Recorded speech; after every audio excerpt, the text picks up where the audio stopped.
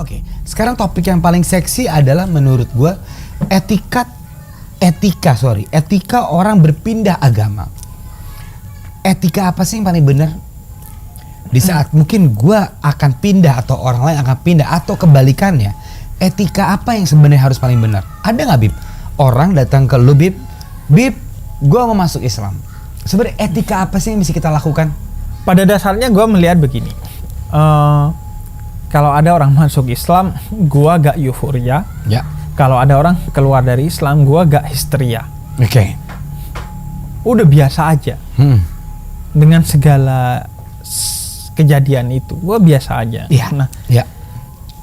karena begini, orang yang keluar dari Islam,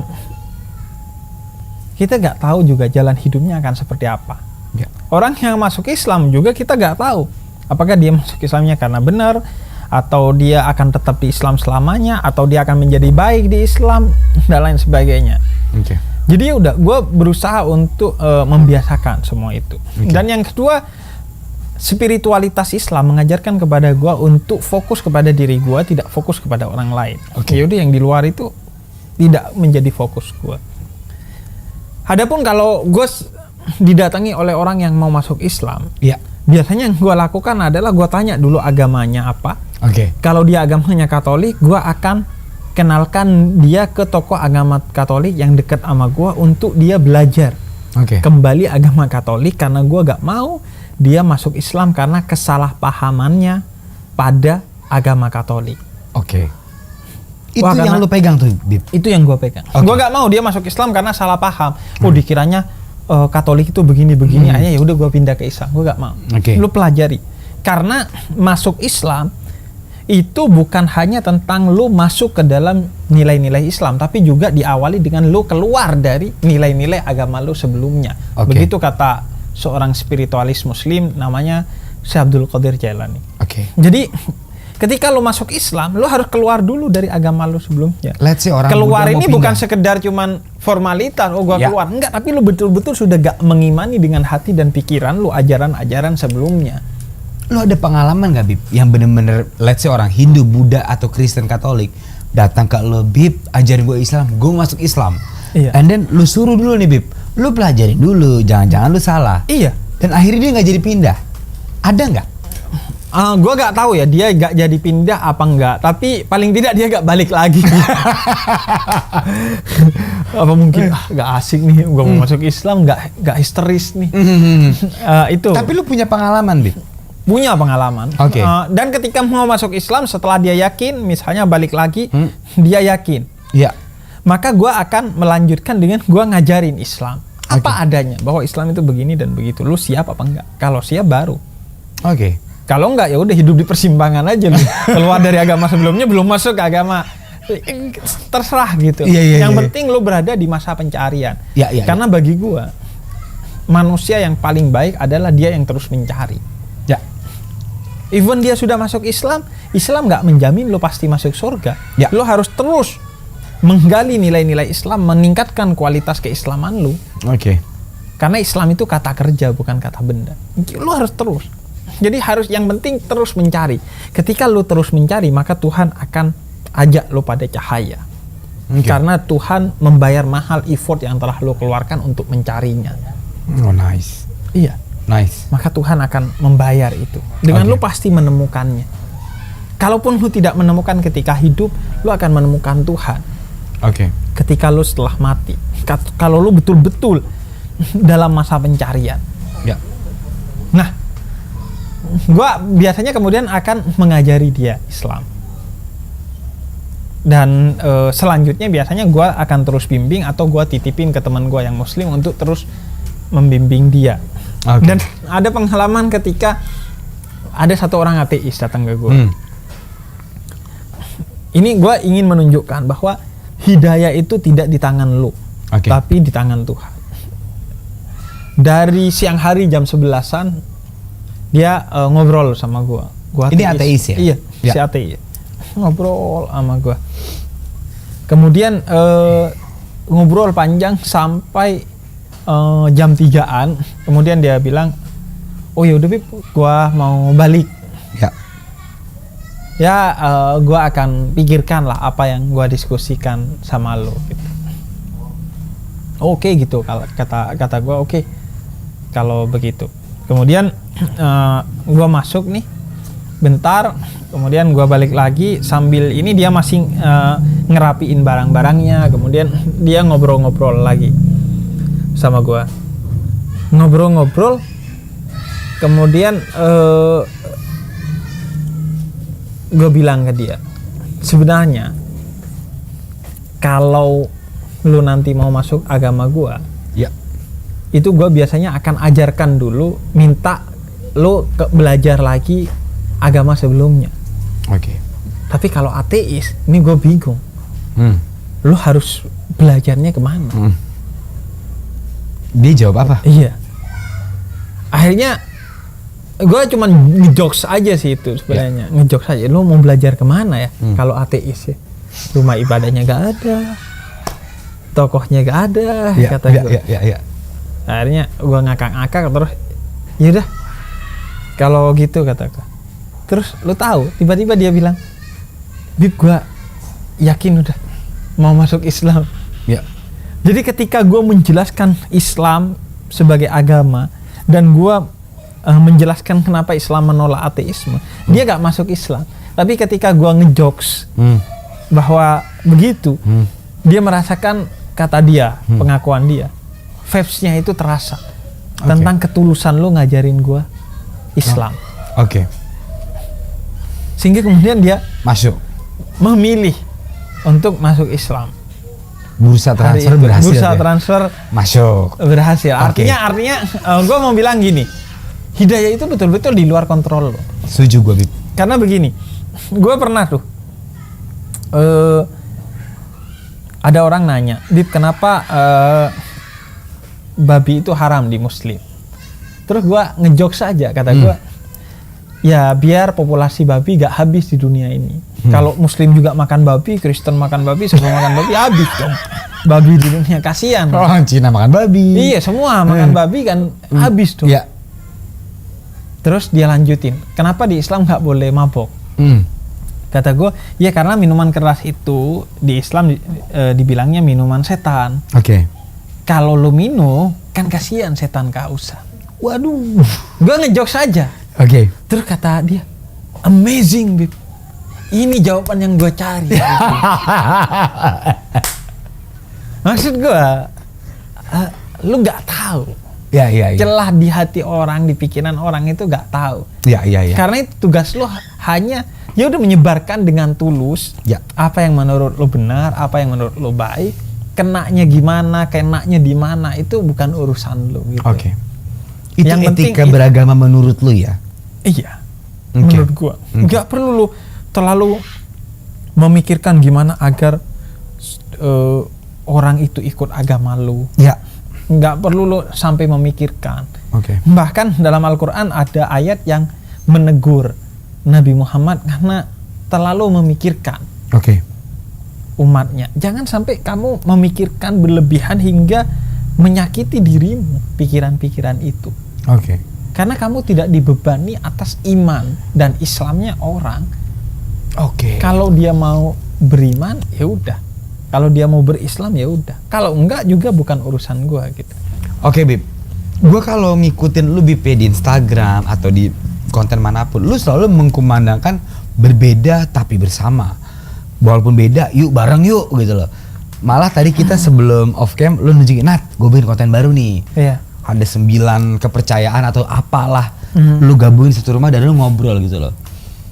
Kenapa lu bikin itu, Bib? Berarti lu punya sesuatu yang lu curious gitu ya? Iya. Kan apa Iya. yang salah di Indonesia? Ya gini, gue lagi bikin konten dan segera tayang, namanya Indonesia Rumah Bersama. Indonesia Rumah Bersama. Oke. Dimana itu akan ada 9 video gue ngobrol dengan semua tokoh agama dan aliran kepercayaan di Indonesia. Ya. Baik person per person, tiap agama ataupun nanti digabungin. Oke. Nanti akan tayang di Jeda Nulis. Oke. Nah, kenapa gue concern seperti itu? Karena begini. Karena hidup kita itu bukan hanya soal agama saja. Ya. tapi soal kemanusiaan, soal kebangsaan, soal anak-anak yang terlantar, soal orang-orang yang kelaparan, Ya. soal buta huruf, soal buku yang tidak bisa diakses oleh orang pedalaman. Oke. Itu semua tugas kita sebagai manusia. Apapun agamanya. Apapun agamanya. Oke. Agama itu bukan hanya mengatur hubungan lu dengan Tuhan, tapi hubungan lu dengan sesama manusia. Nice. Teosentris dan antroposentris disebutnya. Yes. Dalam hubungan gua dengan Tuhan, gua bekerja sama dengan sesama agama. Oke. Tapi dalam hubungan gua dengan sesama manusia, gua akan bekerja sama bersama-sama dengan mereka yang berbeda agama dengan gua. Nice. Nah, dan dengan begitu agama akan menjadi ajang perlombaan dalam kebaikan. Ya. Dalam kebenaran kita masing-masing. Ya. Tapi dalam kebaikan ini kita harus bekerja sama dalam kemanusiaan, kebangsaan. Karena dalam banyak sekali ayat, hadis, gue diajarkan bahwa Tuhan itu bukan hanya sekedar zat yang menciptakan kita. Ya. Tapi Tuhan katakan bahwa aku lapar, kenapa lu gak ngasih makan? Maksudnya aku bersama orang-orang yang kelaparan, lu kasih makan mereka, maka gue yang akan tersenyum kepada lu. Itu ada di Quran, Bib. Itu di hadis kursi dikatakan seperti itu. Oh, nice. Jadi Tuhan bukan hanya soal zat yang lu sembah, Ya. tapi agama, ketuhanan, itu juga bagaimana hubungan lu dengan sesama manusia. Siapa yang menyayangi sesama manusia dan seluruh ciptaan yang ada di bumi, maka dia akan disayangi oleh yang ada di langit. Begitu kata hadis Nabi. Oke. Jadi, Dan lu masih menemukan problem gak di negara kita soal keyakinan lu? iya, menurut gua kan sekarang di negara kita, karena persaingan antar agama yang berlebihan menyebabkan akhirnya kita saling ejek. Misalnya sesajen ditendang, nggak ada. Ngapain? Lu sampai Gue juga mau nanya, ngapain iya, jadi? Dia ngapain? sih? Lu gak bisa memaksakan agama lu kepada orang lain, karena agama itu soal sesuatu yang bersifat privat. Lu gak akan bisa memaksakan. Lu bisa memaksa orang untuk melakukan gerakan sholat, tapi lu gak bisa memaksa orang untuk sholat dalam pengertian yang sebenarnya. Oh, nice. Oke. Karena itu ayah gue gak pernah memaksa gue untuk melakukan gerakan sholat, tapi ayah gue menyadarkan kepada gue pentingnya sholat. Oke. Karena dia memang bisa memaksa gue melakukan gerakan sholat, tapi hati dan pikiran gue dia gak bisa kontrol. Nih anak beneran sholat apa enggak? Karena di Quran disebutnya aqimus sholat, tegakkan sholat. Bukan hanya laksanakan sholat, tapi tegakkan sholat. Oke. Ayah gue bisa maksa gue Allahu Akbar, ruku, sujud bisa. Tapi sholat dalam pengertian sebenarnya ayah gue gak bisa maksa. Karena itu dia mau menyadarkan gue, kalau lu gak sholat efeknya ini, kalau lu sholat efeknya itu. Sehingga gue sholat dalam pengertian yang sebenarnya. Oh, keren banget. Nice. Nah, sekarang agama karena persaingan yang berlebihan itu yang awalnya dijadikan tools untuk kedamaian, keindahan, ketenangan, sekarang justru jadi tools untuk pertengkaran, Persaingan, ketidaktenangan, kehancuran. Ya. Yang satu memperolok yang lainnya memperolok yang Ya. satu. Sehingga Itu jadi agama sebuah menjadi tren, loh. kontestasi, Iya, setuju gue. caci maki. Iya. Maka Tuhan bersedih melihat itu. Gua ciptakan agama dengan tujuan kedamaian, kok malah dia menjadi sumber konflik. Oke. Kemudian yang kedua, gue ciptakan agama untuk manusia, tapi kenapa agama kembali kepada gue gak butuh. Ya.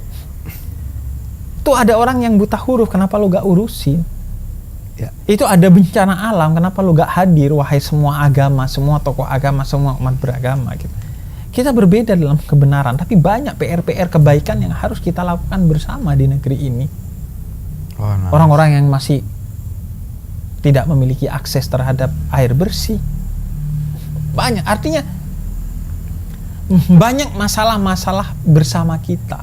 Ya. Dan itu harus diselesaikan bersama. Tapi masalah yang tidak harus kita selesaikan bersama dan masalah privat kita, ya gak usah kita ributkan dengan orang lain, yaitu tentang keimanan dan keyakinan personal lo gitu. Ya udah, lu jalani sendiri. Itu toh orang lain juga nggak bisa berbuat apa. Oke. Gitu. Nice, Habib, nice. Makanya gue mempertontonkan tuntunan itu, karena gue menjadi moderat, menjadi toleran, karena dari kecil gue melihat dengan mata kepala gue sendiri bagaimana ayah gue begitu toleran dengan orang yang berbeda agama. Ayah gue sangat memegang teguh keimanannya dari awal. Dari awal. Dan itu di antara buku-bukunya adalah Bahaya Zionisme Internasional. Serius? Ada tuh. Ada. Oke. Bahaya Salibisme Internasional. Waduh. Serius? Oke. Gue harus mengatakan itu. Iya. Karena memang itu buku-buku. Ayah gue mendidik gue untuk memegang teguh iman gue dan Islam gue. Tapi itu ke dalam, radikal ke dalam, tapi moderat keluar.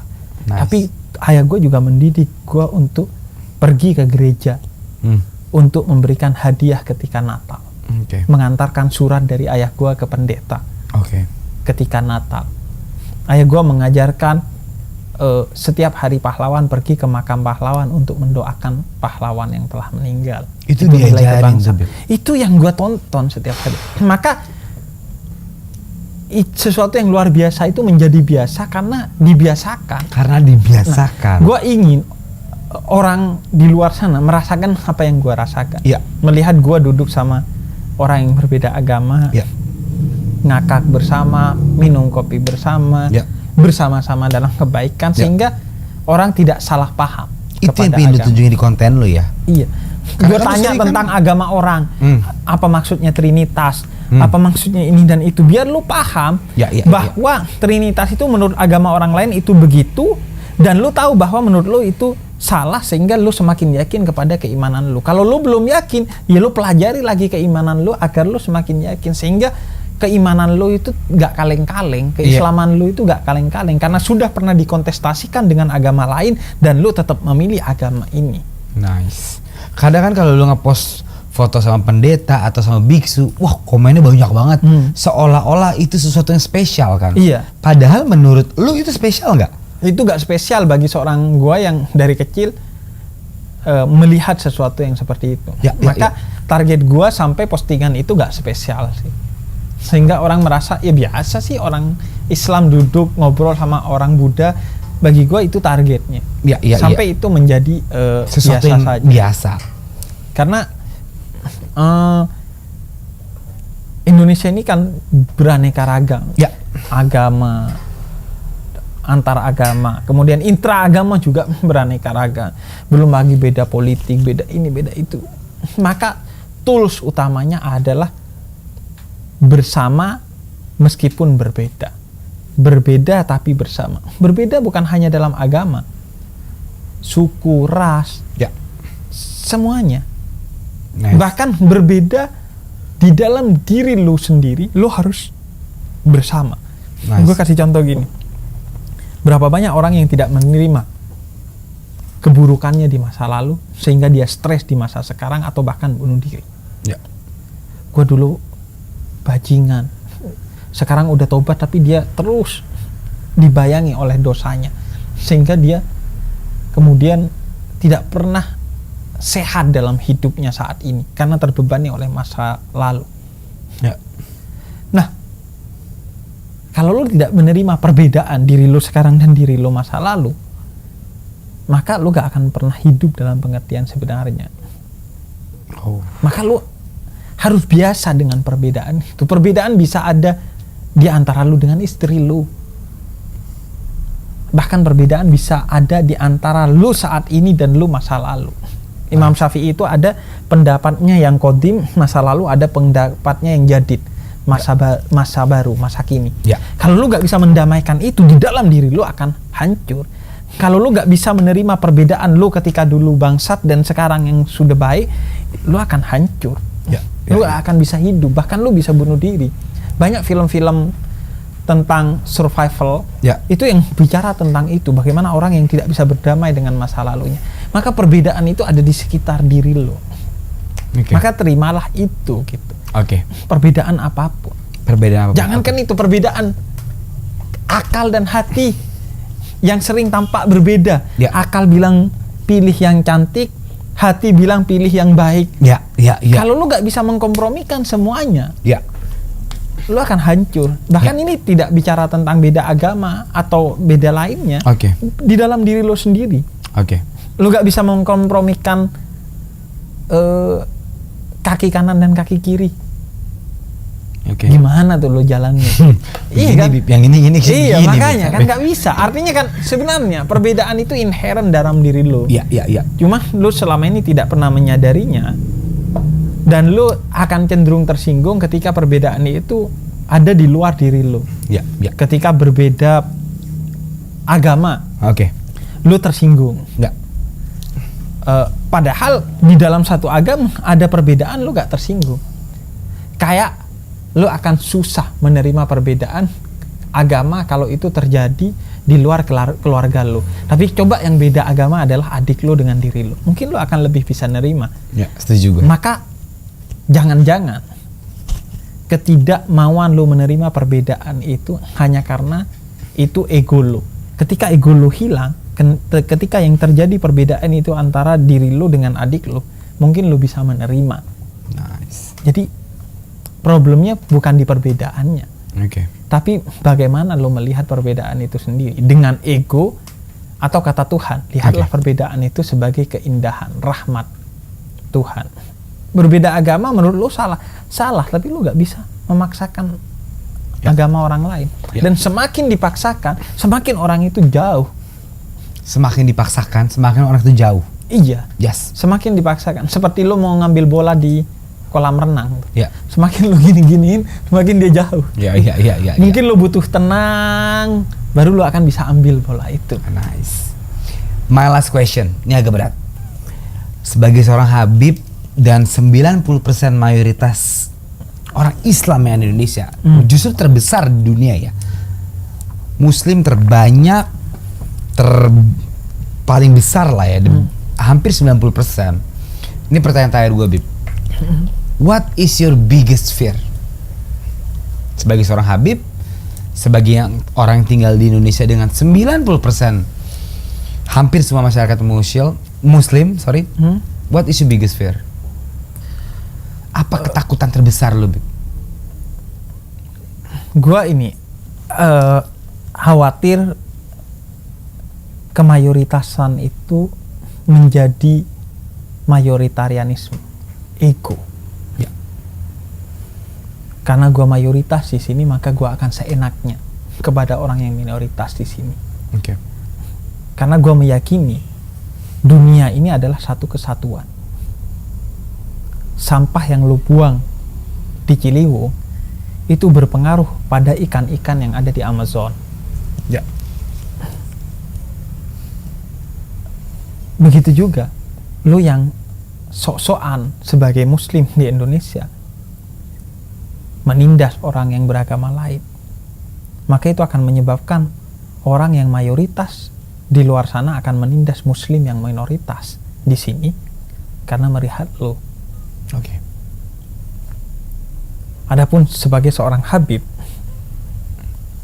ketakutan gua melihat ini sebagai kebanggaan, sebagai privilege, tidak melihat ini sebagai tanggung jawab. Oke. Gua dididik jangankan sebagai seorang Habib, tapi sebagai seorang manusia, sebagai pribadi yang bertanggung jawab. Sehingga gua khawatir bagi diri gua dan bagi orang lain mungkin ya. Ya. Ini jadi semacam privilege, semacam kebanggaan. Ya. Sehingga lo akan bertindak seenaknya. Maka gua khawatir dengan itu. Karena itu gue melihat ini sebagai tanggung jawab. Sebagai manusia aja kita harus melihat diri kita sebagai tanggung jawab. Lo ini diciptakan gitu. Ya. Bahkan peristiwa biologisnya aja capek gitu. Iya. Iya kan? Iya.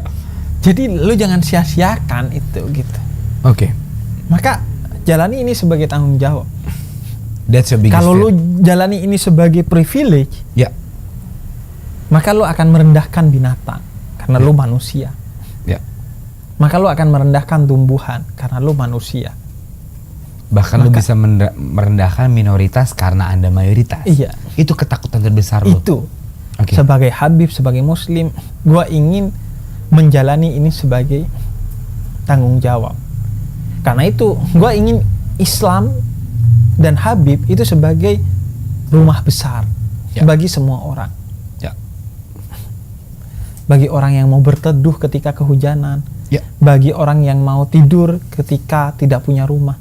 Bagi orang yang kedinginan ketika ada angin malam di luar rumah. Bagi siapa saja silahkan. Gue akan menjadi rumah yang baik. Bagi semua orang. Lu butuh selimut, gue akan siapin selimut. Dan ini diajarkan kepada gue sebagai Habib di kampung gue. Ya. Semua rumah di kampung gue dulunya itu di ruang tamu depannya ada kamar tidur dan kamar mandinya. Karena mereka selalu terbuka bagi setiap musafir. Oh, nice. Jadi gue ingin apa yang gue miliki itu jadi rumah bersama. Oke. Gue punya YouTube, gue jadikan itu rumah bersama. Ada pendeta di sana, ada biksu di sana. Dan YouTube lu itu tidak lu AdSense kan ya? Iya, gue AdSense-in. Kenapa? Iya, itu pertama ya, agar apa yang gue dakwahkan yang mungkin kontroversial bagi sebagian orang itu tidak dicurigai bahwa itu sengaja dikontroversikan agar viewersnya banyak sehingga AdSense-nya banyak. Itu until now? Iya, udah 3 tahun dengan reasoning 700.000 subscriber itu. Kemudian yang kedua, gue dididik oleh ayah gue, kalau lu gak bisa ngasih amplop kepada pendengar lo, minimal lo jangan mau menerima amplop dari pendengar lo, dari orang yang lo dakwai. Oke. Karena ketika lo gak nerima amplop dari manusia, maka Tuhan akan merasa wajib memberikan amplop bagi lo, dan amplop Tuhan selalu lebih surprise daripada amplop manusia. Karena ayah gue juga gitu, di yayasan 40 tahun gak digaji sama sekali. Oke. Dan dia merasa hidupnya baik-baik saja karena itu. Karena uang nggak bisa menjamin hidup lo bahagia. Uang nggak bisa menjamin hidup lo baik-baik saja. Tapi justru ketika uang lo tukar kepada Tuhan dengan wakaf umur tadi, maka Tuhan akan jaga lo, dan walaupun nggak punya uang, lo akan baik-baik saja. Dan yang ketiga, gue nggak bisa bikin program untuk mengentaskan kemiskinan di Indonesia. Karena gue bukan siapa-siapa. Tapi paling tidak, gue ingin ada satu momen di mana orang miskin merasa dirinya tidak miskin, yaitu ketika nonton YouTube gue. Karena serasa nonton YouTube Premium. Gak ada iklannya. Kan yang bisa YouTube Premium hanya orang kaya kan. Maksud gue biar orang-orang miskin di luar sana pernah merasakan kaya saat nonton YouTube gue. Gak ada iklannya nih. Kaya. Lu keren, Beb. Tapi ini satu lagi nih, Beb. Nih, semua kru gua dari tadi bertanya. Nat, gue nih satu pertanyaan ya. Apa Ram tadi pertanyaan Ram? Apa arti istiraj? Dan itu istiraj itu untuk orang Islam doang atau semua manusia di bumi? Iya, istidroj. Istidroj itu artinya lo diberikan kenikmatan. Iya. Dan kenikmatan itu membuat lo sombong, membuat lo tersesat. Dan Tuhan tambahi kenikmatan itu akan agar lu semakin tersesat. Karena lu tidak pernah memikirkan, menyadari, dan bertobat dari kesesatan itu. Oke. Itu bisa menimpa siapa saja. Iya. Dan itu tidak mesti dalam bentuk harta. Ya. Bisa dalam bentuk ketenangan. Bahkan bisa dalam bentuk peribadahan. Lu beribadah, kemudian lu semakin sombong, merasa diri lu suci, maka Tuhan bikin lu semakin sombong dengan semakin banyak ibadah. Karena itu juga gak mesti tentang kekayaan, bisa juga kemiskinan. Dengan perasaan miskin lu merasa dekat dengan Tuhan, akhirnya Tuhan bikin lu semakin miskin. Kan nggak enak ya, miskin di dunia, miskin di akhirat. Gitu. Akhirnya artinya istidraj itu adalah satu kode dari Tuhan agar lu hati-hatilah dalam segala hal. Dalam segala hal lu hati-hati. Segala keputusan lu itu akan dimintai pertanggungjawaban. Maka hati-hatilah dalam setiap keputusan lu gitu. Jangan kemudian melakukan sesuatu yang tidak ada dasar pertimbangannya, karena semua itu akan dipertimbangkan di akhirat. Yang paling enteng pertimbangannya di akhirat adalah yang selalu mempertimbangkan semua tindakannya di dunia. Hasibu qabla an tuhasibu, kata Nabi. Hisaplah dirimu sebelum Tuhan yang menghisap dirimu. Nah, lu udah mempertimbangkan nggak semua yang lu lakuin gitu? Yang nggak usah yang jauh-jauh ya, semua yang lu lakuin gitu. Kenapa lu milih ini, kenapa gak milih itu? Kenapa lu begini, kenapa gak begitu? Lu pernah pikirkan gak sih semua tindakan lu itu eksistensial kalau dalam filsafat atau enggak, atau ya udah berjalan begitu aja? Bayangkan kalau agama saja lu gak pernah pikirin tapi ngalir begitu saja, apalagi hal-hal lain gitu. Kadang gua memikirkan ya, kayak kita kalau ada semut tuh mau naik ke minuman atau makanan kita langsung sentil aja gitu. Lu pernah mikirin nggak sih tindakan itu udah bener apa enggak gitu? Yang perlu harus lu selamatkan nyawanya semut itu atau kopi lu gitu. Kalau Habib apa biasanya? Nah, kalau gua sentil. Kali saya juga begitu. Apa itu salah, Bib? Nah, iya, artinya kan kalau gua belajar dari spiritualis Muslim, dia itu tidak akan melakukan itu. Bahkan ada seorang ibu-ibu di Jogja yang setiap satu makanannya laku, makanannya itu kayak lontong tapi dikasih gula Jawa. Kemudian setiap satu bungkus dia kasih satu tetes ke tanah agar dimakan oleh semut gula Jawanya. Gue gak sampai di sana. Artinya lu pernah sampai titik itu nggak sih? Ya. Apalagi di era sekarang, Instagram lu scroll, lu like itu ada pertimbangan eksistensialnya nggak sih? Lu udah berhati-hati atau enggak gitu? Ya. Artinya gitu. Maka lu akan kaget sama orang-orang yang begitu eksistensial hidupnya. Kepada seorang tukang pecel yang pernah gua temui, yang hanya menjual 42 bungkus pecel setiap hari. Padahal pecelnya enak dan yang ngantri itu ratusan. Jadi berebut, 1 jam habis, 2 jam habis. Gue bilang, kenapa lu gak bikin pecel ratusan agar semua dapat? Kenapa? Sehingga lu kaya gitu. Kenapa? Terus kata dia, karena gue cuman butuh rezeki dari 42 pecel setiap hari. Kalau gue jual ratusan, maka akan lebih dari yang gue butuhkan. Dan gue takut gue tersesat dengan kelebihan itu. Jadi gue gak mau main api deh. Jadi dia gak mau main ratusan karena takutnya juga jadi iklan ratusan. Berapa lah? Dan juga kata dia, kalau lebih, gue khawatir pecel ke 43 dan seterusnya itu jatah rezekinya tukang bubur, keren tukang banget. nasi kuning. Serius? Serius. Dia ngomong gitu? Serius. Ya gak mungkin kan gue ngarang cerita sedetail itu ya. Maksud gue dia minimal kalau gue mengarang cerita gak kira pecel gitu. Pecel ini kan makanan Jawa Timur, karena gue ketemunya di Jawa Timur penjual ini. Tapi reasonnya dia itu. Dan gak mungkin juga gue ngarang reason itu. Iya. Oh nice. Iya. Oh nice. Kayak banyak lah gue belajar dari gitu-gitu. Kayak penjual bensin eceran di pintu keluar pom bensin. Iya. Bayangin loh, kalau gue kan gak akan melakukan tindakan bodoh itu. Ya. Tapi kata dia itu bukan tindakan bodoh. Kata dia rezeki Tuhan itu sudah ditentukan. Nice. Dan gue yakin Sehingga kemudian orang yang antri, yang malas, akhirnya dia pergi ke bensin eceran ini gitu. Artinya gitu, istidraj mengajarkan untuk lo tidak berada di zona nyaman. Ketika sesuatu itu sudah nyaman, coba lo pertanyakan, apakah kenyamanan ini sudah sesuai dengan nilai keagamaan lo, dengan nilai kemanusiaan lo, apakah sudah sesuai? Jangan sampai lu nyaman di atas penderitaan orang lain gitu.